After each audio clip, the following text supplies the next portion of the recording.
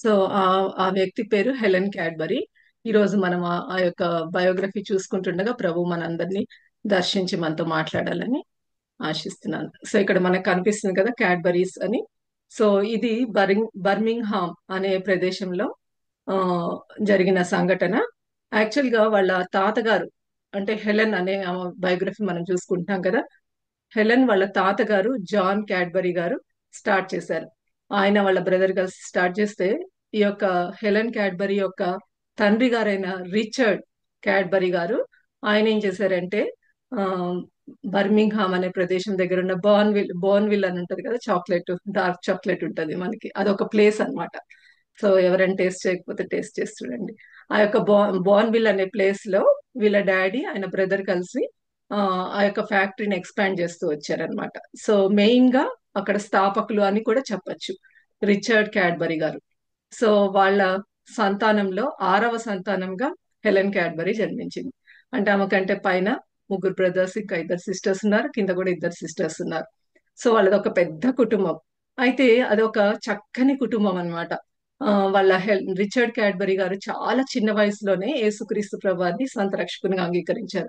మనం ఒకసారి ఆలోచిస్తే ఆ క్యాడ్బరీ చాక్లెట్ ఫౌండర్ అంటే వాళ్ళు ఎంతో ధనవంతులై ఉంటారు కదా. ఎందుకంటే అది చాలా పెద్ద ఇన్వెస్ట్మెంట్ తో కూడుకున్నది. ఆ యొక్క ఆ మామూలు సామాన్యులు చేసే పని కాదు. అయితే ఆయనకి నిజంగానే వాళ్ళకు ఒక పెద్ద భవనము, పెద్ద ఎస్టేట్, యాక్చువల్ గా మోస్లీ హాల్ అని ఉండేది. ఆ ఎస్టేట్ లో లేక్, వాళ్ళ సొంతంగా లేక్ అన్నమాట. తర్వాత గార్డెన్స్ అట్లా ఉండేవి. అయితే ఒక అద్భుతమైన విషయం ఏంటంటే చాలా మంది ధనికులు వాళ్ళకున్న ధనాన్ని ఇతరులతో షేర్ చేసుకోవడానికి ఇష్టపడరు కదా. అయితే రిచర్డ్ క్యాడ్బరీ గారి హృదయం చాలా విశాలమైంది. ఎంత విశాలమైందంటే ఆయన ఏం చేస్తూ వచ్చేవారంటే ఆయన ఇంటికి ఎవరైనా కూడా మిషన్స్ ఓరియంటెడ్ కానీ, ఇవాంజలిస్ట్ కానీ, అక్కర్లో ఉన్న వాళ్ళు కానీ అందరు కూడా ఆల్వేస్ వెల్కమ్ అన్నమాట. మోస్లీ హాల్ అని ఉండేది. ఆ యొక్క మోస్లీ హాల్ కి వాళ్ళు చాలా వెల్కమింగ్ గా ఉండేవాళ్ళు అనమాట. గెస్ట్లు వచ్చేవారు. తర్వాత అక్కడ సండే స్కూల్ జరిగేది, స్త్రీల కుడికలు జరిగేవి. తర్వాత ఈ యొక్క ఆయన ఇంకా వాళ్ళ దగ్గర పని చేసే వాళ్ళ కోసమని ఆయన అందులో ఉన్న తల్లులు పిల్లల్ని ఎక్కడ ఉంచుతారు, జాబ్ చేసే వాళ్ళు, సో వాళ్ళకి డే కేర్ సెంటర్ కూడా పెట్టారనమాట. ఆ డే కేర్ సెంటర్ కూడా ఈయన స్వయాన దర్శిస్తూ ఉండేవాళ్ళు. అంతేకాకుండా ఆయనకి ఎప్పుడు సమయం దొరికితే అప్పుడు ఆయన స్లమ్ ఏరియాస్ లో, బర్మింగ్హామ్ అనే ప్లేస్ లో స్లమ్ ఏరియాస్ లో వెళ్ళి సువార్త సభలు కండక్ట్ చేస్తూ వచ్చేవారు అనమాట. సో ఒక చక్కని కుటుంబం. ఇక్కడ మనకు పిక్చర్ చూసినట్లయితే ఆయన ఒక పుస్తకం రాశారు, ఏంటంటే కోకో ఆల్ అబౌట్ ఇట్, అంటే కోకో గురించి. ఈ కోకో అనేది ఏంటంటే చాక్లెట్ లో మెయిన్ ఇంగ్రీడియంట్. ఆయన ఉద్దేశం ఏంటంటే ఆ ఆ కాలంలో ప్రజలు ఎక్కువగా కూడా ఆల్కహాల్ కి, తాగుడికి బానిస అయ్యేవాళ్ళు. ఆయన ఏమనేవాడంటే అందరిని ఏమని ఎంకరేజ్ చేసేవాడంటే ఆ యొక్క తాగుడికి మీరు బానిస అవ్వద్దు, కానీ మిల్క్ లో ఈ కోకో పౌడర్ కలుపుకొని చక్కగా స్వీట్ గా ఉంటది, ఇది ఎంజాయ్ చేయండి, తాగుడు మానేయండి అని ఎంకరేజ్ చేస్తూ ఉండేవారు అనమాట. అలాగా అక్కడ చూస్తే మనకి అక్కడ బ్రేక్ఫాస్ట్ టేబుల్ దగ్గర పిల్లలు కూర్చొని హాట్ కోకో ఎంజాయ్ చేస్తున్నారు. చేస్తున్నప్పుడు వాళ్ళ మధ్యలో జరిగిన డిస్కషన్ ఏంటంటే ఆ ఆ పాప హెలెన్ క్యాడ్బరీ అడుగుతుంది అనమాట. ఏంటి మమ్మీ, ఈరోజు మే మే కనబడట్లేదు. మే అనేది ఒక ఆమె పేరు, వాళ్ళ ఇంట్లో కుక్. సో చాలా చక్కగా వండేదంట, ఎంతో అద్భుతంగా టేస్టీగా వండేదన్నమాట. అప్పుడు వాళ్ళ డాడీ చెప్పారంట, అమ్మ మేని నేను ఇంకా పని మానేయమని చెప్పానంటే, అయ్యో అంత మంచిగా వంట చేస్తుంది మేని, డాడీ ఎందుకు మానేయమన్నారంటే, అప్పుడు వాళ్ళ డాడీ చెప్పిన విషయం ఏంటంటే ఆమెను చాలా కాలంగా గమనిస్తున్నాను, చాలాసార్లు హెచ్చరించాను. అయితే ఆమె చాలా తాగుడికి బానిస అయిపోయింది, అలవాటు మానుకోవట్లేదు. సో ఇంకా నేను చాలా ఆమెకి వార్నింగ్ ఇచ్చి మానేపించాను అని చెప్తారనమాట. అప్పుడు వాళ్ళ మమ్మీ అంటది, సరే సరే ఇంకా మనకి టైం అయింది. దేనికంటే వాళ్ళకి ఒక మంచి అలవాటు ఆ ఇంట్లో, ఎందుకంటే ఎవ్రీడే బ్రేక్ఫాస్ట్ ముందు ఒక 10 నిమిషాలు అందరు కలిసి కుటుంబ ప్రార్థన చేసుకునేవాళ్ళు అనమాట. సో అట్లాగా వాళ్ళు కుటుంబ ప్రార్థన చేసుకుందామని సిద్ధం అవుతుంటే వాళ్ళ బాబు ఒక మాట అంటాడు, ఏంటంటే డాడీ మిస్టర్ గిబ్స్ కూడా ఆయన సామాన్ సర్దుకొని వెళ్ళిపోవడం చూశాను అంటే, వాళ్ళ డాడీ చాలా బాధగా చెప్తాడు. గిబ్స్ అంటే వాళ్ళ ఇంట్లో గార్డెనర్. అవును నాన్న, నేను గిబ్స్ ని కూడా వెళ్ళిపోమన్నాను, ఎందుకంటే తను కూడా అదే పని చేస్తున్నాడు. ఏంటంటే బాగా తాగుడు కంటే ఆ కాలంలో ఎక్కువ మంది ఆల్కహాలిక్స్ ఉండేవారు, బానిస అయిపోయాడు. అలాంటి, అంటే మన ఇంటి వాతావరణంలో అలాంటి వాళ్ళు ఉండడం మన పిల్లలకి, అంటే మీరు ఎదిగే పిల్లలకి క్షేమకరం కాదని నేనే ఆయన మానేయమన్నాను. ఆయన మానేయమని అన్నాడు, కానీ వాళ్ళ విషయమై అంట రెగ్యులర్ గా భారంతో ఆయన ప్రార్థిస్తూ ఉండేవారు అనమాట. సో అలాంటి మంచి హృదయం కలిగిన వ్యక్తి. అట్లాగా తన బాల్యం అంతా గడుపుతూ వచ్చింది. అయితే హెలెన్ కూడా ఏం చేసేదంటే తనకి ఆమ్, చాలా మంచి స్వభావం అన్నమాట. ఏంటంటే తన దగ్గర ఏ ఉన్నా కూడా అవి ఇతరులతో షేర్ చేసుకోవడానికి ఇష్టపడేది. వాళ్ళ ఇంట్లో గార్డెనింగ్ వాలంటీర్ చేసేదంట. ఎందుకు అంటే కొంచెం డబ్బులు వస్తే ఆ డబ్బులతోటి గిఫ్ట్స్ కొనుక్కుని వాళ్ళ డాడీతో పాటు ఆర్ఫనైజెస్ కి అట్లా వెళ్ళినప్పుడు వాళ్ళ గిఫ్ట్స్ ఇచ్చేదంట. తర్వాత అవి ఇవి అల్లి ఆ తర్వాత గవ్వలతోటి చిన్న చిన్న చైన్స్ లాగా చేయడం. అంటే తన చేతనైనంత వరకు తను చేయడం. తనకి ఒకవేళ చాక్లెట్స్ ఎక్కువగా వచ్చాయి అనుకోండి, అవి దాచి పెట్టుకొని ఇతరులకు ఇవ్వడం, అలా చేస్తూ ఉండేది. సో హెలెన్ ని చాలా మంది ఇష్టపడే వాళ్ళంట. వాళ్ళ డాడీతో కలిసి అక్కడక్కడికి వెళ్ళినప్పుడు అబ్బా హెలెన్ వస్తుందని చాలా మంది సంతోషపడే వాళ్ళు అనమాట. అంటే అట్లా మంచి వాతావరణంలో చక్కని కుటుంబంలో భయభక్తులు కలిగిన కుటుంబంలో హెలెన్ పెరుగుతూ వచ్చింది. అట్లా ఒకసారి ఆమె ఒక ఎవాంజలిస్టిక్ మీటింగ్, వాళ్ళ డాడీ ఒక గాస్పల్ మీటింగ్ గాస్పల్ హాల్లో కండక్ట్ చేస్తూ వచ్చారనమాట. అది ఒక స్లమ్ ఏరియా లాంటిది, ఎక్కువ మంది పేదవాళ్ళు వస్తారు. సో వాళ్ళ డాడీతో పాటు తను కూడా వెళ్తూ వచ్చింది. వెళ్తూ వచ్చినప్పుడు అక్కడ కూర్చోడానికి ఆ సీట్స్ చూపిస్తా ఉంటారు, అషర్స్ అని కొంతమంది ఉంటారు కదా. అట్లా ఒక వ్యక్తి వచ్చి అక్కడ కూర్చోండి అని అరేంజ్ చేస్తుంటే ఏమో చాలా ఆశ్చర్యపోతుంది. ఎందుకంటే ఆ వ్యక్తిని తేరి చూసినప్పుడు ఆయన ఎవరో కాదు, వాళ్ళ ఇంట్లో ఒకప్పుడు పనిచేసి మానేసిన గిబ్స్. సో అతను చాలా చక్కగా నీట్ గా డ్రెస్ అయ్యి వచ్చాడనమాట. అబ్బా గిబ్స్ ఇంత మారిపోయాడా, ఈయన మారిపోవడానికి కారణం ఏంటి అని తను ఆలోచిస్తూ కూర్చుందనమాట. ఇంత లోపల అక్కడ పాటలు పాడే వాళ్ళు కనిపించారనమాట. ఆ పాటలు పాడే వాళ్ళలో ఒక ఒక వ్యక్తి మొహము తనకి చాలా ఆకర్షణీయంగా చాలా ఫెమిలియర్ గా కనిపించింది. అంటే చూస్తే ఎవరంటే మే. అప్పుడు ఆమెకి చాలా ఆశ్చర్యం వేసింది అనమాట. అసలు వీళ్ళు మారడానికి కారణం ఏంటి? ఎంత చెప్పినా వీళ్ళు ఎలాగుండే వాళ్ళంటే ఒకప్పుడు తాగుడు బానిసైపోయి కింద పడిపోయి దొర్లిపోయే స్థితిలో ఉండేవారు. అట్లాంటి వ్యక్తులు ఎలా మార్చారు, ఎవరు మార్చారు అన్నప్పుడు తనకి అర్థమైన విషయం ఏంటంటే వీళ్ళు దేవుని శక్తి వీళ్ళని మారుస్తూ వచ్చింది. ఎందుకంటే వాళ్ళ సొంత ప్రయత్నంతో వీళ్ళు మారలేదు, వాళ్ళ ముఖాలు ఎంతో ప్రకాశిస్తున్నాయి. అప్పుడు తనకి ఒక విషయం అర్థమవుతూ వచ్చింది, వీళ్ళలో ఏదో నూతనమైన కార్యం జరిగింది, వీళ్ళలో ఏదో గొప్ప కార్యం జరిగింది అని చెప్పి. దాదాపు తనకి అప్పుడు 12 ఏళ్ల వయసు. ఆ వయసులో వాళ్ళని చూసి చాలా ఆశ్చర్యపోయింది. ఇంత లోపల అక్కడ బోధకుడు నించొని మెసేజ్ చెప్తున్నప్పుడు ఆయన ఏమన్నారంటే ఆ యేసుక్రీస్తు ప్రభువారు అందరినీ ప్రేమిస్తున్నాడు. తర్వాత యేసుక్రీస్తు ప్రభువారు అందరి పాపాల కోసం ఆయన సిలువలో మరణించారు. ఆయన అందరి శిక్ష వాళ్ళ మీద వేసుకున్నాడు అన్నప్పుడు తనని ఒకటి బలంగా తాకుతూ వచ్చింది. ఆ అందరిలో తను కూడా ఉంది అని హెలెన్ గుర్తిస్తూ వచ్చింది. తను మంచిదే అని అందరూ అనుకుంటున్నారు, కానీ దేవుడు తన జీవితాన్ని చూపిస్తూ వచ్చారనమాట. అందరూ నువ్వు మంచి దానివని అనుకుంటున్నారు, కానీ నీలో పాప స్వభావం లేదా అని ప్రభు ఆమెని సందర్శిస్తూ వచ్చారండి. పరిశుద్ధాత్మ దేవుడు ఆమెలో ఉన్న లోపాలని చూపిస్తూ వచ్చారనమాట. చూపిస్తూ వచ్చిన తర్వాత ఆ మెసేజ్ అంతా అయిపోయిన తర్వాత ఆయన ఒక మాట అంటా వచ్చారు. ఏంటంటే ఎవరైతే తీర్మానం చేసుకున్నారో వాళ్ళు లేచి నించోండి, తర్వాత పక్కన ఒక రూమ్ ఉంటుంది అక్కడికి వచ్చి నేను ఆ, మీతో కలిసి మాట్లాడతాను అని చెప్పినప్పుడు వెంటనే ఆమె ఒక చిన్న హెసిటేషన్ వచ్చిందనమాట. ఇప్పుడు అందరూ నన్ను దేవుని బిడ్డ అని అనుకుంటున్నారు కదా, ఇప్పుడు నేను లేచి నించుంటే వాళ్ళు ఏమనుకుంటారు, ఇప్పుడు నమ్ముకుందా హెలెన్ అని అనుకుంటారు కదా అని అనుకుంది. కానీ ఆమె ఏమని తీర్మానం చేసుకుందంటే ఆ మే జీవితంలో జరిగిన గొప్ప కార్యము, ఆమె ముఖంలో ఉన్న ఆనందము నాలో లేదు. తర్వాత ఈ యొక్క గిబ్స్ అనే ఆయన వ్యక్తిలో జరిగిన ఆ కార్యము నాలో ఇంకా జరగలేదు. ఈ రోజు నాకు కూడా ఆ కార్యము నా హృదయంలో జరగాలి, ఆ నిజమైన ఆనందము నాకు కావాలి అని చెప్పి ఆ నూతనమైన అనుభవం నేను కూడా పొందాలి అని తను డిసైడ్ చేసుకొని నించోగానే వాళ్ళ పక్కన ఫ్రెండ్ అందరు నువ్వు క్రిస్టియన్ అనుకుంటారు, నువ్వేంటి లేసి నించున్నావు అని అంటది. అయితే కూడా ఆమె లెక్క చేయదనమాట. ఎందుకంటే ఆమె గట్టిగా తీర్మానం చేసుకుంది ఏంటంటే యేసుక్రీస్తు ప్రభువారు నా పాపాల కోసం మరణించారు, ఆయన నా పాప శిక్ష తన మీద వేసుకున్నాడు, ఆయన దగ్గర నేను పాపాలు ఒప్పుకోవాల్సిందే ఈ రోజు అని చక్కని తీర్మానం చేసుకుని ఆ 12 ఏళ్ల వయసులో ఉన్నప్పుడు తను ఆ యొక్క పక్క రూమ్ కి వెళ్ళింది అనమాట. అప్పుడు వాళ్ళ నాన్న ఇంకా ప్రీచర్ కలిసి చాలా మంది కోసం ప్రార్థన చేస్తూ ఉంటే అప్పుడు తను ఆ అందరు చూస్తే ఎట్లాంటి వాళ్ళంటే ఎక్కువగా తాగుబోతులు, తర్వాత ఆ చితికిపోయిన బతుకుల్లో ఉన్న వాళ్ళు, అట్లాంటి వాళ్ళందరూ కూడా తీర్మానం చేసుకుంటూ వచ్చారు. వాళ్ళందరితో కలిసి చిన్న వయసులో ఉన్న ఈ యొక్క హెలెన్ కూడా వెళ్తూ వచ్చింది అనమాట. వాళ్ళ నాన్న వేరే వాళ్ళకి ప్రార్థన చేసిన తర్వాత హెలెన్ చూసి చాలా సంతోషపడతారు. ఏంటంటే నాన్న నేను కూడా యేసుక్రీస్తు ప్రభువారిని ఈ రోజు నా హృదయంలో చేర్చుకోవాలని ఇష్టపడుతున్నానంటే వాళ్ళ నాన్న మొహం అంతా వెళ్ళిపోయిందంటే. వాళ్ళ నాన్న ఒక మాట ఏమన్నారంటే నేను చిన్న వయసులో అంటే దాదాపు 5 సంవత్సరాల వయసులో నేను మంచం మీద యేసు ప్రభుని నా హృదయంలోకి రమ్మని ఆహ్వానించానమ్మా, ఈరోజు నువ్వు చాలా మంచి పని చేస్తున్నావు అని ఇద్దరు కలిసి మోకరించినప్పుడు హెలెన్ తన జీవితాన్ని యేసుక్రీస్తు ప్రభు వారికి సమర్పించుకుంటా చిన్న వయసులో. యేసు ప్రభా, ఇప్పటి నుంచి నేను నీ బిడ్డని అనేసి ఎప్పుడైతే ప్రార్థించిందో, యేసు ప్రభా నేను పాపిని, నా పాపమంతా క్షమించడానికి నువ్వు రక్తం కార్చావని నేను నమ్మాను, నా హృదయంలోకి రమ్మని ప్రభువుని ఎప్పుడైతే అడిగిందో, అప్పుడు నిజమైన సంతోషం, నిజమైన ఆనందం తన జీవితంలో వస్తుంది అనమాట. తన మీద నుంచి ఒక పెద్ద భారము తొలగిపోయినట్టుగా, ఎంతో గ్రేట్ డెలివరెన్స్ అన్నమాట అది. ఆ చెప్పనా సఖ్యమైన మహిమాయుక్తమైన సంతోషము తన జీవితంలో అనుభవిస్తుంది.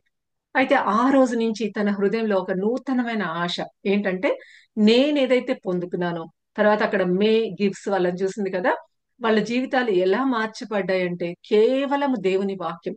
కాబట్టి ఈ దేవుని వాక్యమే నాతో మాట్లాడుతూ వచ్చింది, నా జీవితం మారుస్తూ వచ్చింది. కాబట్టి నేను నిత్య జీవం ఇప్పుడు పొందుకున్నాను.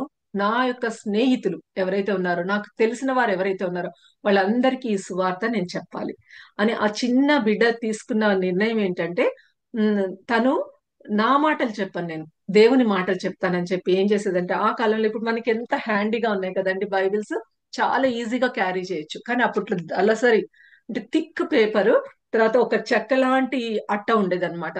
దాదాపు 5 పౌండ్స్ అని అనుకుంటాను, అంటే మోర్ దాన్ 2 కిలోస్ బరువు ఉండేది. సో ఆమె ఏమని తీర్మానం చేసుకుందంటే, నేను ఈ యొక్క బైబిల్ ఏదైతే ఉందో దీన్ని స్కూల్ కి తీసుకెళ్తాను, స్కూల్ కే కాదు ఎక్కడికంటే అక్కడ తీసుకెళ్తాను, తీసుకొని ఇందులోంచి వాక్యము నేను చూపిస్తాను, ఎందుకంటే ఈ వాక్యానికి శక్తి ఉంది, ఈ వాక్యం ఎవరి జీవితాన్నైనా మార్చగలదు అని చెప్పి. నేనైతే ఇప్పుడు యేసు ప్రభుని నమ్ముకున్నాను.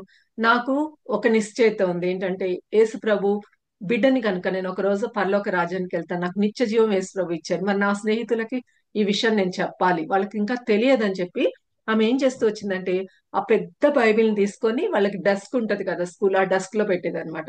ఆమె తీర్మానం ఏం చేసుకుందంటే, ప్రతిరోజు క్లాస్ లో నుంచి లాస్ట్ ఎవరు వెళ్తారో వాళ్ళని పిలుస్తా, పిలిచి ఈ వాక్యంలో నుంచి ఒక వచనం వాళ్ళకి చూపిస్తాను, చూపించి ఆ వాక్యం చదవమని చెప్తాను, ఇది నా మాటలు కాదు దేవుని మాటలు అని చెప్తాను. అప్పుడు దేవుడు వాళ్ళతో కార్యం చేస్తాడు. చూడండి ఎంత చక్కని ఆశ అంటే తనకి, నా హృదయంలో జరిగిన కార్యము నా స్నేహితుల హృదయాల్లో కూడా జరగాలి అని తన ఆశ అన్నమాట.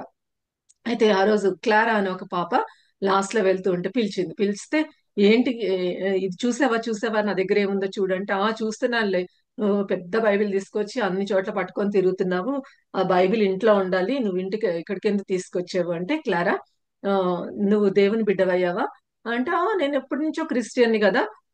అంటే నువ్వు అనుకున్నట్టు మందిరానికి వెళ్తేనో అట్లా క్రిస్టియన్ కాదు, దేవుని వాక్యం ఏం చెప్తుందో నువ్వు చూడని.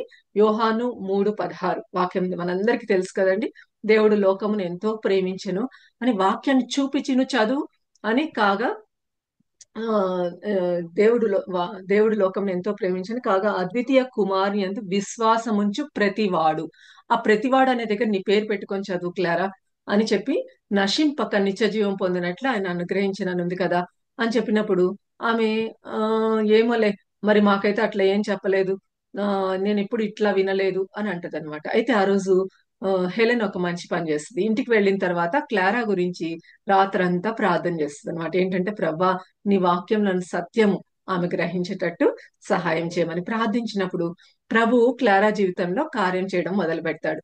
నెక్స్ట్ రోజు వచ్చినప్పుడు మళ్ళీ వాళ్ళిద్దరు కలిసి కొన్ని వాక్యాలు చూస్తుండగా, ఆ క్లారాకి అర్థమవుతుంది అనమాట. ఏంటంటే, తను ఇన్ని రోజులు మందిరానికి వెళ్తున్నా, తను క్రిస్టియన్ అని అనుకుంటుంది, కానీ తన జీవితంలో యేసు ప్రభు వారు లేరు అని గ్రహిస్తుంది అనమాట. ఎందుకంటే వాక్యము శక్తి కలిగింది కదా, పరిశుద్ధాత్మ దేవుని కార్యము తన జీవితంలో జరిగినప్పుడు వెంటనే తన పక్కన మోకాళ్ళొంగి, యేసుప్రభా నేను పాపిని, ఆ యొక్క నిజమైన సంతోషము, ఆనందము, రక్షణ, నిత్య జీవం నాకు కూడా కావాలి అని క్లారా కూడా ప్రార్థన చేస్తుంది. వాళ్ళు కళ్ళు తెరిచే లోపల ఇంకొక ఫ్రెండ్ వస్తుంది అనమాట, ఫ్లోరా అని. ఫ్లోరా వచ్చి అక్కడి నించొని, నీకు ఒక విషయం చెప్పాలనుకుంటున్నాను ఆ అని హెలెన్ తో చెప్తుంది. ఏమంటదంటే, నేను దాదాపు 1 సంవత్సరం క్రితమే యేసుక్రీస్తు ప్రభువారిని నా సొంత రక్షకునిగా అంగీకరించాను, కానీ ఎవ్వరికి చెప్పడానికి సిగ్గుపడ్డాను నేను. నేను చూస్తుంటే నాకు చాలా సంతోషంగా ఉంది హెలెన్, నువ్వు బైబిల్ పట్టుకొని ఆ రావడమే కాకుండా దేవుని వాక్యము ఇతరులకు చెప్పాలని నీ ఆశను చూసినప్పుడు నాకు సిగ్గు కలిగింది. నేను కూడా తీర్మానం చేసుకున్నాను ఏంటంటే, ఇప్పటి నుంచి నీతో పాటు ఇతరులతో నేను వాక్యం షేర్ చేస్తాను.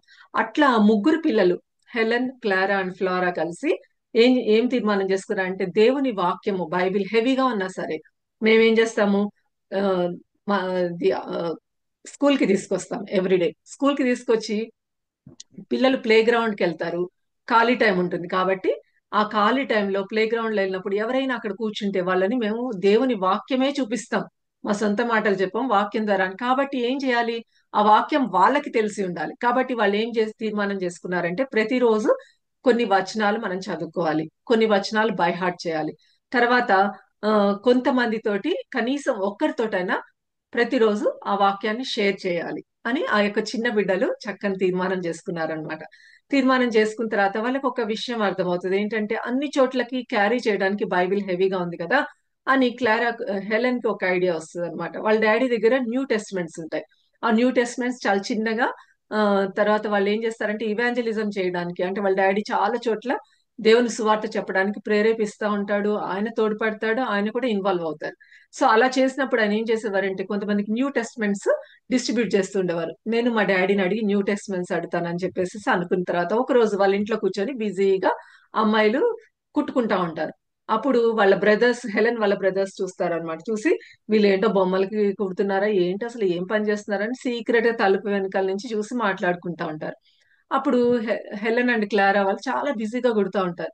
అయితే వాళ్ళు వెళ్ళిపోయే టైంకి గబగబా హెలెన్ వెళ్తుంది. హెలెన్ వెళ్ళి మేము ఏం చేస్తున్నాం మీరు కూడా చూద్దురండి అంటది అనమాట. అప్పుడు వాళ్ళ లోపలికి వచ్చి ఏం చేస్తున్నారు, బొమ్మలు కుడుతున్నారా బట్టలు అని అంటే లేదు లేదు, మేము మా యొక్క ఏప్రిల్ లాగా డ్రెస్ ఉంటుంది కదా దాంట్లో పాకెట్స్ కుట్టుకుంటున్నాం.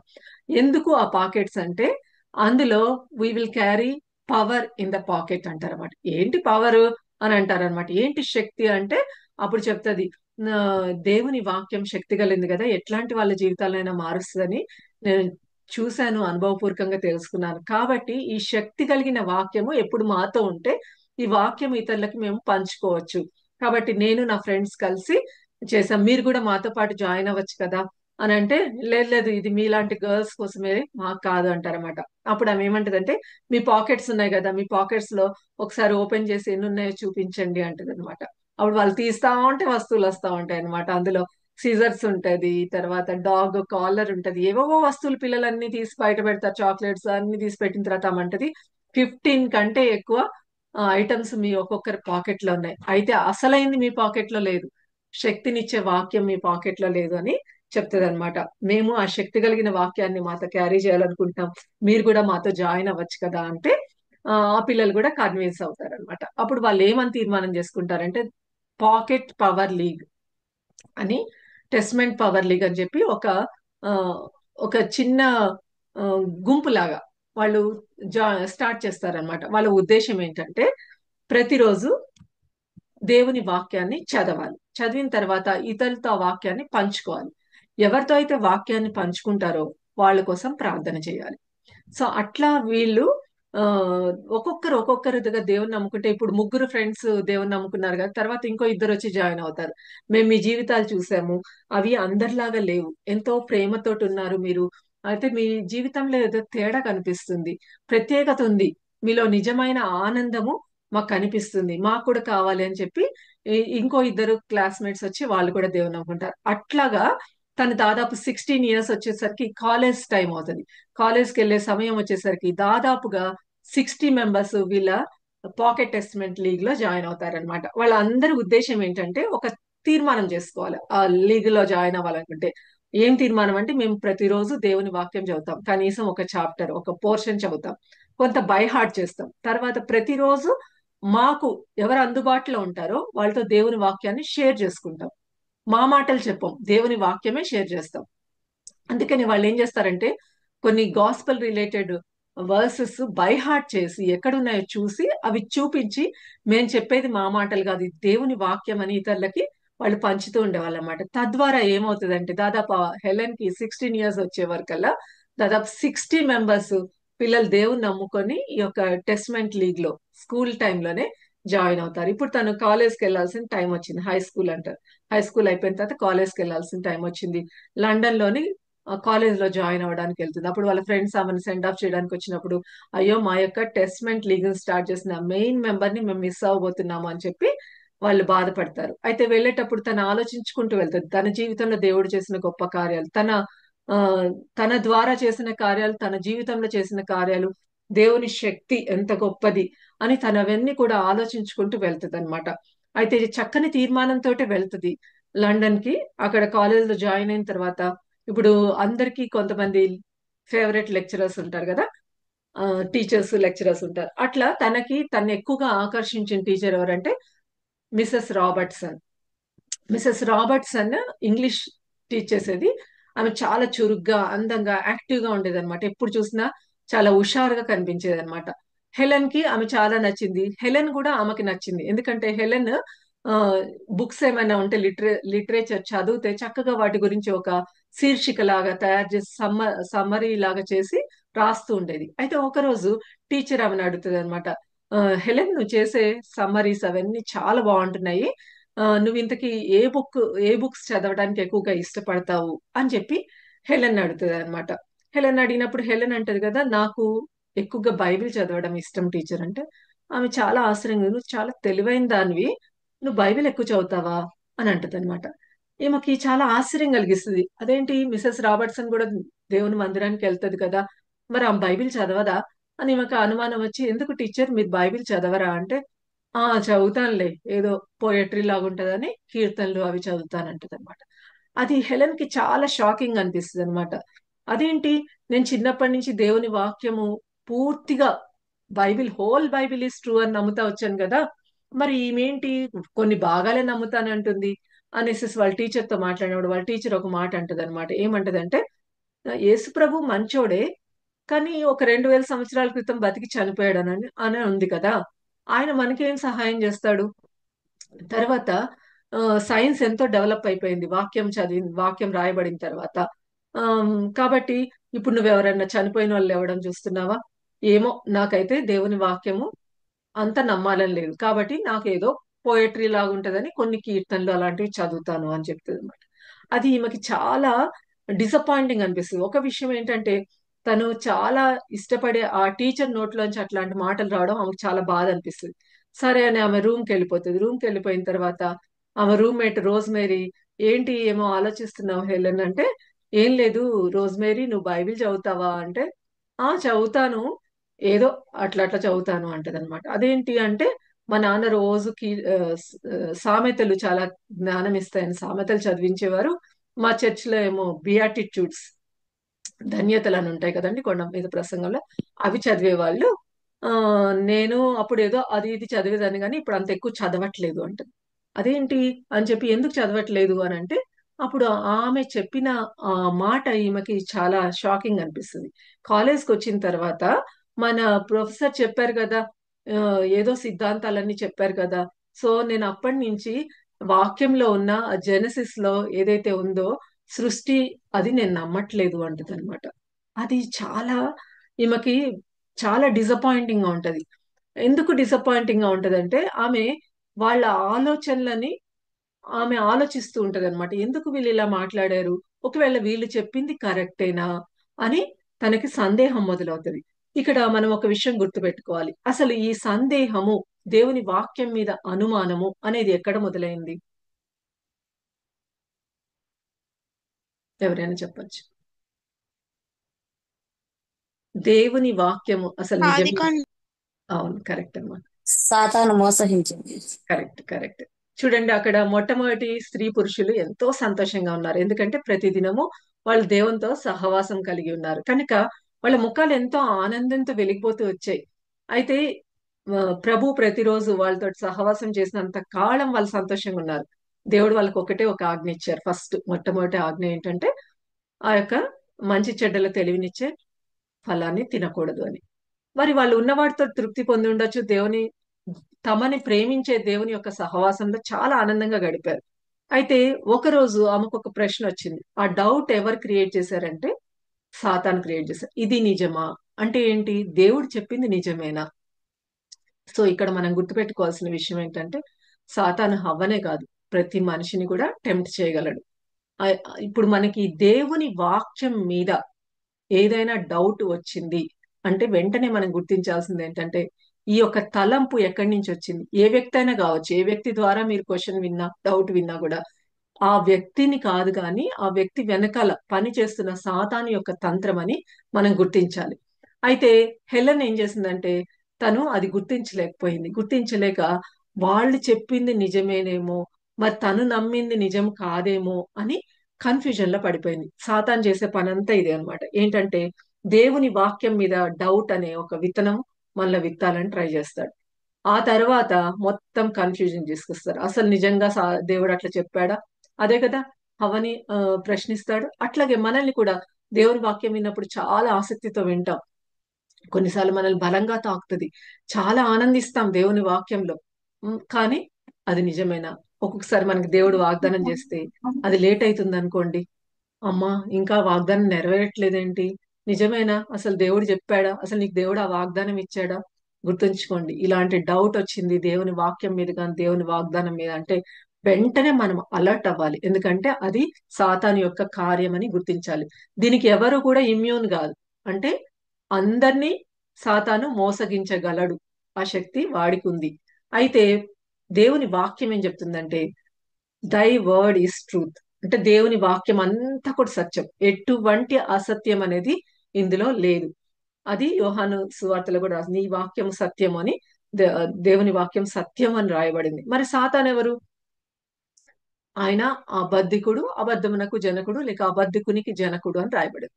సో సాతాను మాటలు మనం నమ్మకూడదు, కానీ సత్యమైన దేవుని వాక్యాన్ని మాత్రమే నమ్మాలి. కాబట్టి ఈ వాక్యం గురించి ఎవరైనా, లేకపోతే ఏ మనిషి అయినా, లేకపోతే ఏ తలంపైన ఇది కరెక్టా కాదా అని అనుమానం వస్తే వెంటనే మనం అలర్ట్ అయ్యి ఇది సాతాను యొక్క క్రియ అని గుర్తించాలి. ఒకవేళ దేవుడు నీకు వాగ్దానం చేస్తే ఖచ్చితంగా నెరవేరుస్తాడు.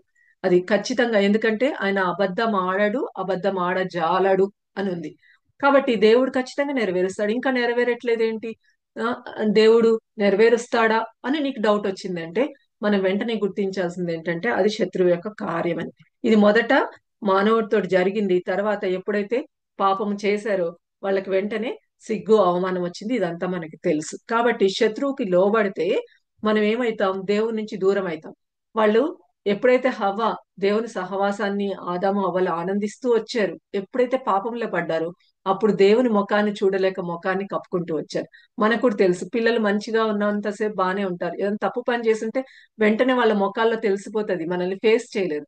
అట్లాగే వీళ్ళు కూడా దేవుని సన్నిధిలో ఎంతో ఎంజాయ్ చేస్తూ వచ్చారు. ఎప్పుడైతే ఆ యొక్క బీజము ఆ, సాతాను నాటుతూ వచ్చిందో, ఎప్పుడైతే సాతాను మాటలకి లోబడి దేవుని మాట మీద డౌట్ పడింది కదా హవ్వ, సాతాను మాటే వినిందో అప్పుడు దేవునితో సహవాసం కట్ అయిపోతూ వచ్చింది. అదే హెలెన్ జీవితంలో కూడా జరుగుతూ వచ్చింది. ఇక్కడ కొన్ని వచనాలు మనం చూసుకుంటే బాగుంటుందని అనుకుంటాను.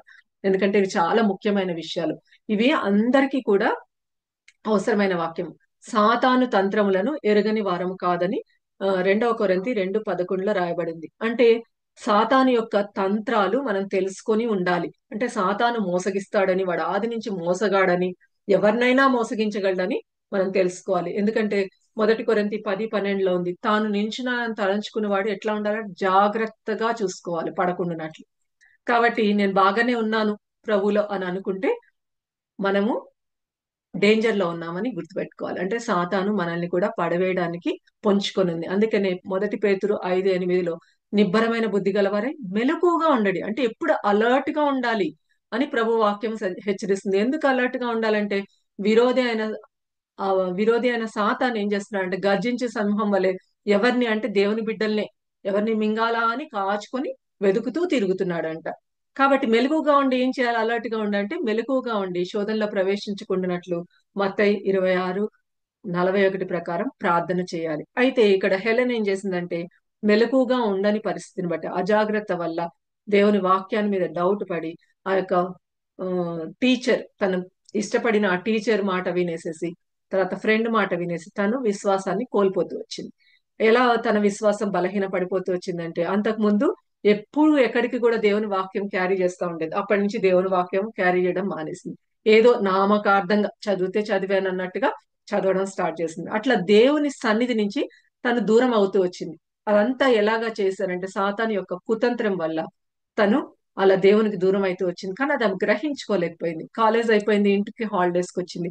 వాళ్ళ తల్లిదండ్రులు గమనిస్తూ వచ్చారు. ఎందుకంటే ఇదివరకు హెలెన్లో ఉన్న ఉత్సాహం లేదు, ఇదివరకు హెలెన్లో ఉన్న ఆనందం లేదు. చూడండి, శత్రువు ఏం చేస్తాడంటే మొదట డౌట్ తీసుకొస్తాడు, తర్వాత డిస్కరేజ్మెంట్ తీసుకొస్తాడు. ఒకసారి నేను యంగ్ ఏజ్ లో ఉన్నప్పుడు ఆ, ఒక దైవ సేవకుడు చెప్తా వచ్చారనమాట. Discouragement is Satan's powerful weapon అంట. ఒకసారి ఆ యొక్క ఆయుధాలన్నీ ఆ, ప్రదర్శిస్తూ వచ్చిందంట. చూడు, ఈ ఆయుధం తోటి వీళ్ళని పడేస్తా, ఈ ఆయుధాన్ని వీటితో పడేస్తానని సాతాను ఆయుధాల్ని ప్రయోగిస్తూ వచ్చిన ఒక ప్రయోగశాల లాంటిది ఎవరికో చూపిస్తూ వచ్చిన ఉదాహరణ చూపిస్తూ వచ్చినప్పుడు ఇవన్నీ పని చేయకపోతే నేను ఇంకో ఆయుధం అది డెఫినెట్ గా పనిచేస్తుంది అని చెప్తున్నాను. ఏంటంటే అది డిస్కరేజ్మెంట్. సో మనము ఎప్పుడైతే డౌట్ పడతామో ఇమీడియట్ గా, అంటే సాతానికి లొంగిపోతామో, సాతాన్ యొక్క ఆలోచన లొంగిపోతామో, ఇమీడియట్ గా డిస్కరేజ్మెంట్ లో తీసుకెళ్తాం. అబ్బా ఏముంది ఇంకా, ఏముంది అని విశ్వాసాన్ని కోల్పోయే పరిస్థితికి సాతాన్ తీసుకొస్తాడు. కాబట్టి ఎప్పుడైతే డౌట్ వచ్చిందో, సాతాన్ తంత్రాలు ఇవన్నీ ఎరిగి మనం నో అని చెప్పాలి. దేవుణ్ణి కూడా, యేసు ప్రభువుని కూడా శోధిస్తూ వచ్చింది. అయితే యేసు ప్రభు వారు వాక్యం ద్వారానే జయిస్తూ వచ్చారు. మనకు కూడా వాక్యమే కాబట్టి ఆ ఎప్పుడు కూడా పడిపోకుండా ఉండాలంటే వాక్యం మన హృదయంలో ఉండాలి, మన మనసులో ఉండాలి, మన నోట ఉండాలి. తర్వాత ఆ వాక్యాన్ని మనము ఆయుధంలాగా వాడాలి. ఎట్లాగైతే యేసు ప్రభు వారు వాక్యం ద్వారా సాతాన్ని జయిస్తూ వచ్చారు, ఆ వాక్యం ద్వారానే మనము జయించగలం. హెలెన్ పరిస్థితి చూసినప్పుడు వాళ్ళ నాన్న వాళ్ళకి చాలా బాధ కలిగింది. అయితే వాళ్ళు ఒక ప్లాన్ చేశారు. ఏంటంటే వాళ్ళు అన్ని ప్యాక్ చేస్తా ఉన్నారంటే, ఏంటి డాడీ మమ్మీ ప్యాక్ చేస్తున్నారని అడిగినప్పుడు, మనము టూర్కి వెళ్దాం, ఎక్కడికంటే ఈజిప్ట్కి వెళ్దాము, తర్వాత అక్కడి నుంచి హోలీ ల్యాండ్ ఇజ్రాయెల్ కి టూర్ కి వెళ్దాము అని చెప్పి వాళ్ళ తల్లిదండ్రులు చెప్తారు. సరే అని చాలా ఆమెకి తల్లిదండ్రులతో కలిసి సమయం గడపాలన్న ఆశతోటి సంతోషంగానే వెళ్తది. వెళ్ళిన తర్వాత ఆ, వాళ్ళు ఈజిప్ట్ అంతా చూసుకుంటారు, ఇజ్రాయెల్ కి వస్తారు. ఇజ్రాయెల్ కి రాగానే సడన్ గా వాళ్ళ నాన్న సిక్ అవుతారు అనమాట. బాగా సిగ్గా ఉంటారు, చాలా ఫీవర్ ఉంటది, అస్సలు బాగుండదు. అప్పుడు ఆ రోజు రాత్రి హోటల్లో ఉన్నప్పుడు వాళ్ళ మమ్మీ ఏం చెప్తుంది, నాన్న హెలెన్, నేను డాడీ తోటి కొంత సమయం గడపాలనుకుంటున్నాను, నాకు ఎందుకో ఆందోళనగా ఉంది డాడీ కండిషన్ చూస్తే, ప్రార్థన చేస్తాను, నువ్వు కూడా ప్రార్థన చేసుకుంటే. హెలెన్ కూడా ప్రార్థన చేసుకుంటే పండుకుంటది. రాత్రిపూట వాళ్ళ మమ్మీ వచ్చి తట్టి లేపుతుంది అనమాట. హెలెన్ హెలెన్ లేమా, నేను డాడీకి అస్సలు కండిషన్ బాగాలేకుండా ఉంటే నేనేం చేశాను, డాక్టర్ కబురు పెట్టాను, కానీ డాక్టర్ వచ్చే లోపల డాడీ దేవుని దగ్గరికి వెళ్ళిపోయారు. అయితే నీకు ఒక విషయం చెప్పాలి, నేను డాడీ ఈ లోకం విడిచిపెట్టినందుకు బాధగా ఉంది, కానీ ఆయన చాలా సంతోషంగా పైకి చూస్తూ వెళ్ళారు, నా దేవుడు పిలిచాడని ఆయన గుర్తించినట్టున్నాడు అని చెప్తుంది అనమాట. అప్పుడు హెలెన్ యొక్క వరల్డ్ అంతా షేక్ అయిపోతుంది అనమాట. ఎందుకంటే ఆల్రెడీ దేవుని సన్నిధికి దూరం అయిపోయింది, తను ప్రేమించే తండ్రి లేడు అన్నది ఆమె జీర్ణించుకోలేకపోతుంది. చాలా కృంగిపోతుంది అనమాట. అయ్యో నాన్న లేరు, ఇప్పుడు వాళ్ళు ఆ బాడీని తీసుకొని వాళ్ళ ఇంగ్లాండ్ కి వెళ్ళాలి, వాళ్ళు ఇంగ్లాండ్ దేశానికి చెందిన వాళ్ళు కాబట్టి అని హోటల్ వాళ్ళు వాళ్ళకి హెల్ప్ చేస్తారనమాట. అదంతా సర్దుతున్నప్పుడు తనలో అంతా ఒకటే ఆలోచన, అమ్మ, అమ్మని నేను ఎలా ఓదార్చాలి, నేనే ఆదరణ లేకున్నాను, అమ్మని ఎలా ఓదార్చాలి, మరి నాన్న లేకపోతే మా పరిస్థితి ఏంటి అసలు. ఆ తన ఆ క్వశ్చన్స్ తోటి సతమతం అయిపోతుంది. వాళ్ళ దేశానికి వస్తారు. అయితే రిచర్డ్ క్యాడ్బరీ గారి ఫ్యూనరల్ టైంలో వర్షం పడుతుంది, తుఫాన్ లాంటి టైంలో కూడా దాదాపు 10,000 మంది ఆయన ఫ్యూనరల్ కి వస్తారన్నమాట. అంటే అప్పుడు ఆమెకి ఏం అర్థమవుతుంది అంటే, మా నాన్న ఎంతమంది జీవితాలని ఆ ప్రభావితం చేస్తూ వచ్చారు తన జీవితం ద్వారా అన్న విషయం తనకు అర్థమవుతుంది. అర్థమైన తర్వాత ఫ్యూనరల్ అంతా అయిపోతుంది.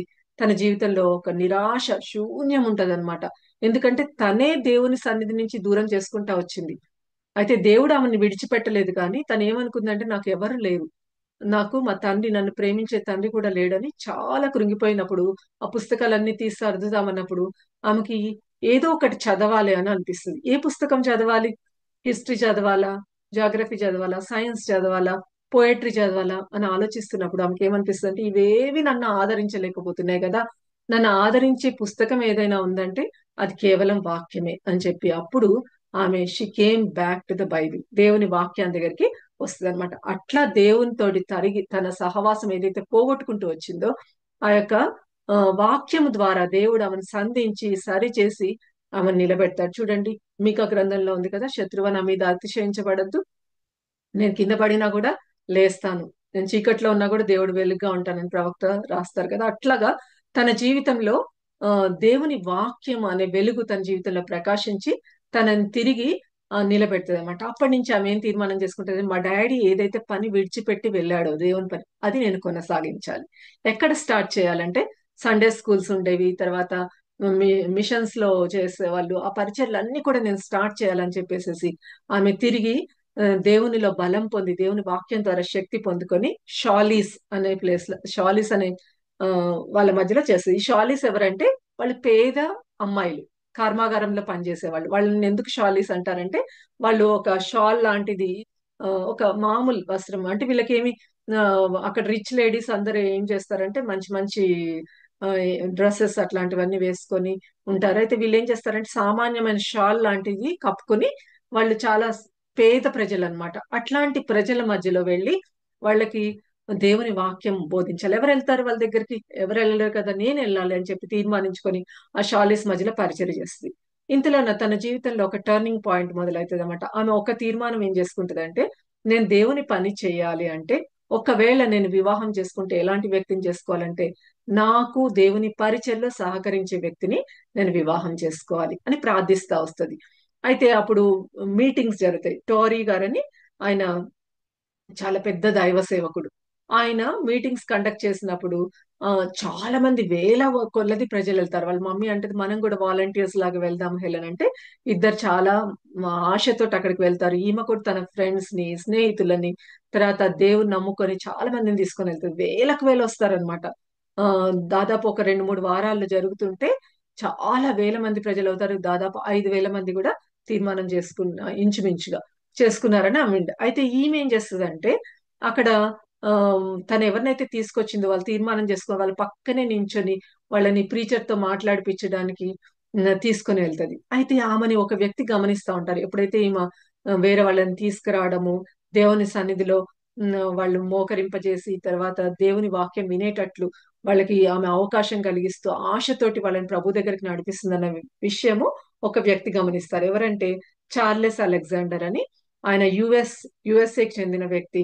ఈ యొక్క మిషనరీ గారితోటి ఆయన పరిచర్లో పాటల్లో ఆయన పార్టిసిపేట్ చేస్తూ పాటలు పాడుతూ దేవుని సేవ చేస్తారు. ఆయన కూడా దాదాపు చిన్న వయసులోనే యేసు ప్రభుని సొంత రక్షకునిగా అంగీకరించి ఒక తీర్మానంకి వస్తారన్నమాట. ఏంటంటే నేను దేవుని సేవ చేయాలి, దేవుని దగ్గరకు అనేక మందిని నడిపించాలని. కాబట్టి ఆయన ఉద్దేశం ఏంటంటే, నేను సేవ చేయాలంటే నా భార్య ఎట్లాంటిది అయి ఉండాలి నేను పెళ్లి చేసుకుంటే అంటే, నాలాగే దేవుని యందు ఆశ కలిగిన వ్యక్తి కావాలని. ఈమెను చూసినప్పుడు ఆయనకు అర్థమవుతుంది అనమాట, హెలెన్ కి ఎంతో ఆశ ఉందని చెప్పి. తర్వాత వాళ్ళ ఇంటికి వీళ్ళు గెస్ట్ లాగా వెళ్ళినప్పుడు ఆ వాళ్ళు మాట్లాడుకున్నాక దేవుని సన్నిధిలో వాళ్ళు కనిపెట్టిన తర్వాత అది రైట్ థింగ్ అని వాళ్ళు ఆ, గుర్తించి దేవుని చిత్త ప్రకారంగా దాదాపు 1904లో వాళ్ళు వివాహం చేసుకుంటారు. వివాహం చేసుకున్న తర్వాత వాళ్ళిద్దరు కూడా దేశంలో, ప్రపంచ దేశాలు చాలా చుట్టి వస్తారు. ఎందుకు అంటే తిరిగి రావడానికి, ఎంజాయ్ చేయడానికి కాదు, కానీ వెళ్ళిన ప్రతి చోట దేవుని వాక్యము బోధింపబడినప్పుడు వాళ్ళు సహకారులుగా, వాలంటీర్స్ గా అట్లా ఉండి వాళ్ళు దేవుని సువార్త పని చేస్తూ వస్తారనమాట. అట్లా వాళ్ళు చేస్తున్నప్పుడు ఆయనకి ఒకసారి అలెగ్జాండర్ గారికి ఒక థాట్ వస్తుంది. ఏంటంటే, నేను అనుకుంటున్నాను ఈ దేవుని వాక్యము శక్తి గలది కదా, దేవుని వాక్యం ఎలాగైనా వేరే వాళ్ళకి అందజేస్తే అప్పుడు దేవుని వాక్యం వాళ్ళలో పనిచేస్తుంది అన్నప్పుడు వెంటనే ఏమో గుర్తొస్తాము. మేము చిన్నగా ఉన్నప్పుడు, దాదాపు 12 year old గా ఉన్నప్పుడు మేము ఈ పని చేసాము, పాకెట్ టెస్ట్మెంట్ లీగ్ అని స్టార్ట్ చేసాము అని చెప్పినప్పుడు వెంటనే అది దేవుని చిత్తం అని గ్రహించుకొని వాళ్ళిద్దరు ఏం చేస్తారంటే పాకెట్ టెస్ట్మెంట్ లీగ్ స్టార్ట్ చేస్తారు. అది ఒక హెడ్ ఆఫీస్ లాగా చేసుకొని ఆ, ఇంగ్లాండ్ లో స్టార్ట్ చేసిన తర్వాత, అది స్టార్ట్ చేసిన కొన్ని రోజులకే పెద్ద వార్ వస్తుంది. అప్పుడు ఏం చేస్తారంటే మిలియన్స్, అంటే 1 million అంటే 10 lakhs, millions of gospel tracks, తర్వాత న్యూ టెస్ట్మెంట్స్, జాన్స్ గాస్పెల్, ఇవన్నీ కూడా వాళ్ళు ప్రింట్ చేసి సోల్జర్స్ కి ఎక్కడ అవసరం ఉంటే అక్కడికి వాళ్ళకి అందించే పని వాళ్ళు చేస్తారంట. వాళ్ళ ఖర్చులు పెట్టుకొని వాళ్ళే చేస్తారు. అట్లా దేవుని పనిలో చాలా మంది సహకారులుగా కూడా ఉంటారు. అట్లా అనేక చోట్ల దేవుని వాక్యం ఎంతగా విస్తరిస్తుంది అంటే, మనం చూసినట్లయితే టైం లేదు కాబట్టి చూసుకోవట్లేదు. ఈ యొక్క సెకండ్ వరల్డ్ వార్ టైంలోన దాదాపు 10 million బైబిల్స్ జపాన్ దేశముకి అట్లా పంపిస్తారనమాట. మనము లాస్ట్ బిఫోర్ టైం మనము ఆ, జేకబ్ డిషేజర్ అప్పుడు చూసుకున్నాం కదా. కెప్టెన్ మిత్సుఓ ఫుషిదా, ఈయన ఎవరంటే పర్ల్ హార్బర్ అటాక్ చేసిన దాంట్లో కమాండర్, జపాన్ దేశంలో చెందిన ఆయన. ఆయన కూడా త్రూ పాకెట్ టెస్ట్మెంట్ లీగ్ వాళ్ళ ద్వారా, పాకెట్ టెస్ట్మెంట్ లీగ్ వాళ్ళ ద్వారానే ప్రభులోకి వస్తాడు. ఎట్లా అంటే ఆయనకి ఆ ఆ యొక్క జేకబ్ డిషేజర్ యొక్క సాక్ష్యము, I was a prisoner in Japan, అప్పుడు మీకు చెప్పాను కదా నేను. అందులో అది అందచేసింది ఎవరంటే పాకెట్ టెస్ట్మెంట్ లీగ్. అంటే వీళ్ళు ఏం చేస్తారు, దేవుని వాక్యము, సాక్ష్యము, తర్వాత గాస్పల్ ట్రాక్స్ అవన్నీ కూడా వాళ్ళు అందజేస్తారు అనమాట. అట్లా ఆయన కూడా ఆ, దేవుని నమ్ముకోవడానికి వీళ్ళు ఈ పాకెట్ టెస్ట్మెంట్ లీగ్ ఒక కారణం అనమాట. ఇట్లా మనం చూసినట్లయితే చాలా చోట్ల ఆ, మీరు చూడండి, ఆ, చాలా చాలా ఆమ్, అది ఇక్కడ చూసినట్లయితే more than 1 lakh of gospels John Russian language లో, సోవియట్ యూనియన్ అప్పుడు. తర్వాత 2018లో 130 మిలియన్, అంటే 2018 వరకల్లా దాదాపు 130 మిలియన్ పీపుల్ కి దేవుని వాక్యము అందచేయబడింది ఈ యొక్క న్యూ టెస్ట్మెంట్ లీగ్ ద్వారా అనేది. తర్వాత బిల్లీ గ్రహం గారు ఆయన చెప్పిన సెంటెన్స్ అక్కడ ఉంది చూడండి, I'm completely sold on the work of the power testament league. అంటే నేను చాలా ఆకర్షితున్నాను వీళ్ళ దానికి, కాబట్టి నేను ఏం చేస్తాను, వీళ్ళ కోసమని, వీళ్ళతో అసోసియేట్ అయిన వాళ్ళ కోసం నేను ప్రార్థన చేస్తాను. అంటే అది ఎంత దేవుని వాక్యము డిస్ట్రిబ్యూట్ చేయడం అన్నది, అది ఎంతో ఆ, అద్భుతమైన పని. తర్వాత అదెంతో ఫలం ఇచ్చే పని అని చెప్పి ఆయన చెప్పారు. ఇక్కడ చూసినట్లయితే ఈ పిక్చర్ లో ఒక చిన్న బిడ్డ, ఆమె దేవుని నమ్ముకుంది ఫిలిప్పీన్స్ లో. ఆమెకి ఆశ ఏంటంటే వేరే వాళ్ళకి నేను ఎట్లాగ దేవుని గురించి చెప్పాలంటే, ఒకరు టీచర్ ఆమెను గైడ్ చేస్తారు ఏంటంటే, నువ్వేం చేయక్కర్లేదు, నువ్వేం మాట్లాడక్కర్లేదు, ఎవరికైనా దేవుని వాక్యం అందించు, వాళ్ళ కోసం ప్రార్థన చేయి.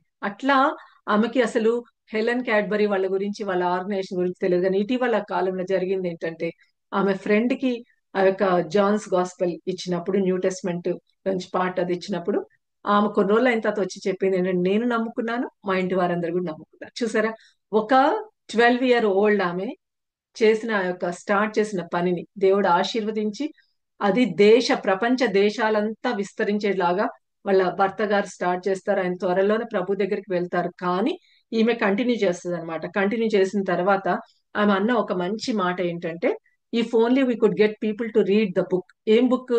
The book, Bible.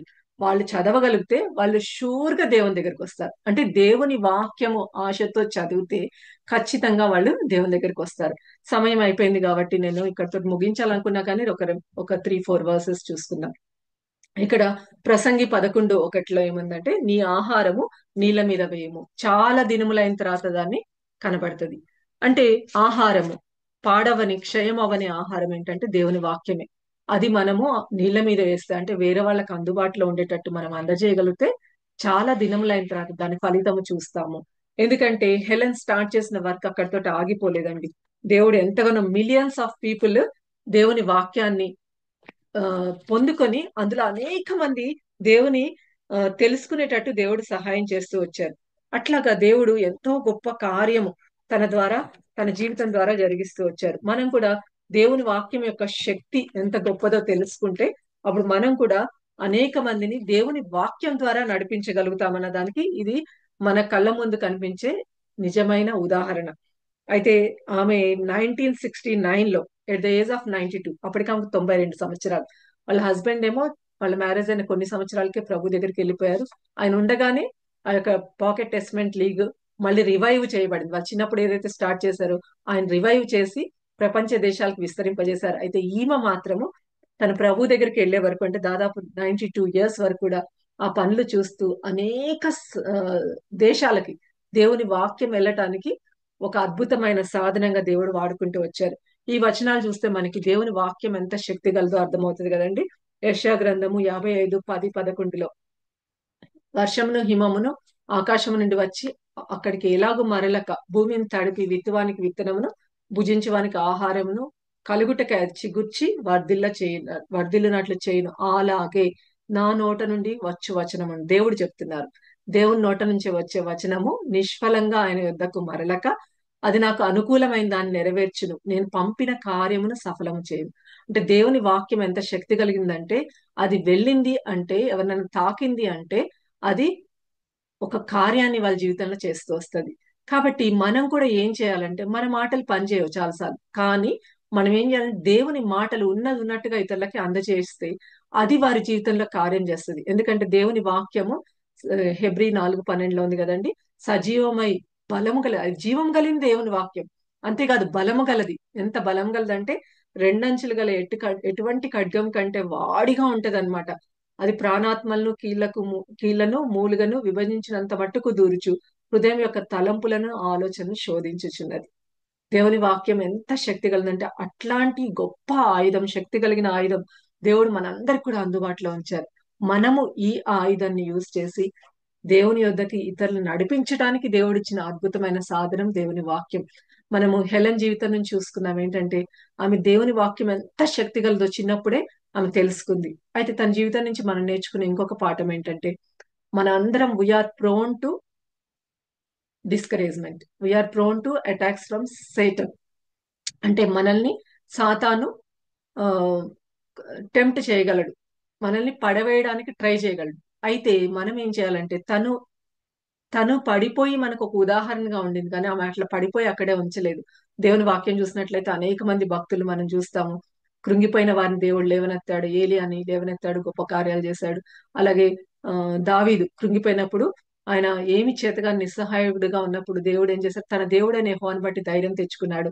వాళ్ళందరూ తెచ్చుకున్నారు కనుక ఎప్పుడైనా సాతాను మనం కృంగతీస్తుందంటే వెంటనే మనం ఇక్కడికి రావాలి, దేవుని వాక్యం దగ్గరికి వస్తే. వాక్యం శక్తి గలది కనుక మనం నిలబెడుతుంది. తర్వాత ఈ వాక్యాన్ని మనం ఇతరులకు అందజేసినప్పుడు వాళ్ళ జీవితాలలో గొప్ప కార్యాలు జరుగుతాయి. వాళ్ళు నిజమైన దేవుణ్ణి తెలుసుకుంటారు. ఎందుకంటే ఈ వాక్యము సజీవమైంది, బలము గలది. మన మాటలు పనిచేయకపోవచ్చు, కానీ దేవుని వాక్యం మాత్రం నిష్ఫలంగా మరలక పంపిన కార్యాన్ని నెరవేరుస్తుంది. కాబట్టి హెలెన్ జీవితం నుంచి దేవుని వాక్యం యొక్క శక్తిని చిన్నప్పుడే ఆమె గ్రహించి ఇతరులకు అందజేస్తూ వచ్చింది కదా. పవర్ ఇన్ ద పాకెట్ అంటది అనమాట. ఇది శక్తి కలిగిన వాక్యం. సో వాళ్ళందరి ఉద్దేశం ఏంటంటే, ఎక్కడికి వెళ్ళినా ఈ యొక్క వాక్యాన్ని క్యారీ చేయాలి, ప్రతిరోజు చదవాలి, తర్వాత ఇతరులతో షేర్ చేయాలి, వాళ్ళ గురించి ప్రార్థన చేయాలి. మనం కూడా ఈ తీర్మానం చేసుకుందామా? మనలాంటి ఆ వాళ్ళందరూ కూడా దేవునికి అవసరం. ఈ వాక్యాన్ని షేర్ చేయడానికి, ఈ వాక్యాన్ని ఇతరులకు అందజేయడానికి దేవుడు మనల్ని కొన్ని పరిస్థితుల్లో కొన్ని చోట్ల ఉంచాడు. కాబట్టి మన చుట్టుపక్కల మనకు అందుబాటులో ఉన్న వాళ్ళకి మనం వాక్యం షేర్ చేయగలుగుతున్నామా? కనీసం జాన్స్ గాస్పుల్ అన్న, చాలా, అది సింగిల్ గా బుక్ లాగా దొరుకుతుంది. మొత్తం బైబిల్ మీరు ఇవ్వలేని పరిస్థితిలో ఉంటే కనీసం జాన్స్ గాస్పుల్ అయినా మీకు తెలిసిన వాళ్ళకి అందజేయడానికి ట్రై చేయండి. దేవుని వాక్యం శక్తి కలిగింది కనుక వాళ్ళ జీవితాలు మార్చే యొక్క శక్తిని వాక్యానికి ఉందని ఆమె చిన్నతనంలోనే వాళ్ళ లైఫ్స్ చూసి గుర్తిస్తుంది. తన జీవితాన్ని కూడా మార్చింది. దేవుని వాక్యం అని గ్రహించి ఇతరులకు అందజేసినప్పుడు అనేక మందిని దేవుని దగ్గరికి రాబట్టుకోవడానికి ట్రై చేస్తుంది. ఒకవేళ ఇంకా నీ జీవితం మార్చబడలేదంటే, నువ్వు ఇంకా దేవుని బిడ్డ కాలేదంటే, ఈ వాక్యం ఈరోజు నీతో మాట్లాడుతుంది. ఏంటంటే, మనం చూసాం కదా జాన్ 3:16 ప్రకారం, దేవుడు లోకంని ప్రేమించాడు, లోకంలో ఉన్న నిన్ను ప్రేమించాడు కనుక నువ్వు నశించకూడదని ఆయన అర్పించుకున్నాడు. కాబట్టి నువ్వు ఆయన దగ్గరికి వచ్చి, దేవా నేను పాపిని, నీ రక్తంతో నన్ను కడుగు, నీ బిడ్డగా చేసుకొని చిన్న ప్రార్థన చేస్తే ప్రభు నిన్ను రక్షించడానికి సిద్ధంగా ఉన్నాడు. నమ్ముకున్న నీవు ఇతరులకి దేవుని శక్తి కలిగిన వాక్యాన్ని అందజేసే సాధనంగా మనం అందరం ఉండాలని దేవుడు కోరుకుంటున్నాడు. ఈ యొక్క ధనికురాలైన గొప్ప ఇంటిలో పుట్టిన హెలెన్ ఎలాగైతే చిన్నతనంలో దేవుని తెలుసుకుని దేవుని వాక్యాన్ని ఇతరులకు అందజేయాలన్న ఆశతోటి, ఇప్పుడు ప్రపంచ దేశాలు ఇప్పుడు కూడా ఉంది pocket testament, the pocket testament league, TPTL. మీరు చూడండి, వెబ్సైట్ లో కూడా దొరుకుతుంది దాని గురించి. కాబట్టి అలాంటి ఆశ మనకున్నట్లయితే మనల్ని కూడా దేవుడు అద్భుతంగా వాడుకోగలడు. అనేక మందికి బ్లెస్సింగ్ గా మనం కూడా చేసుకోగలడు. దేవుడు ఈ యొక్క బయోగ్రఫీని దీవించిన గాక. God bless you all. Thank you sister. Deepa sister, prayer చేయండి సిస్టర్. మీరు మిషనరీ స్టోరీ గురించి ప్రేయర్ చేస్తూ ఇంకో ప్రేయర్ రిక్వెస్ట్ ఉంది. సిస్టర్ చెప్పండి. మౌన పెట్టారు, వాళ్ళ తమ్ముడు తరుణ్ అతని పేరు. రేపు గేట్ ఎగ్జామ్ రాస్తున్నాడు ఆ బాబు. దేవుడు మంచి ర్యాంక్ ఆ బిడ్డకు అనుగ్రహించలాగిన ఆ బిడ్డ కొరకు ప్రార్థన చేయండి. పేరు ఏమనక పేరు తరుణ్ అక్క, తరుణ్. తరుణ్. Okay okay.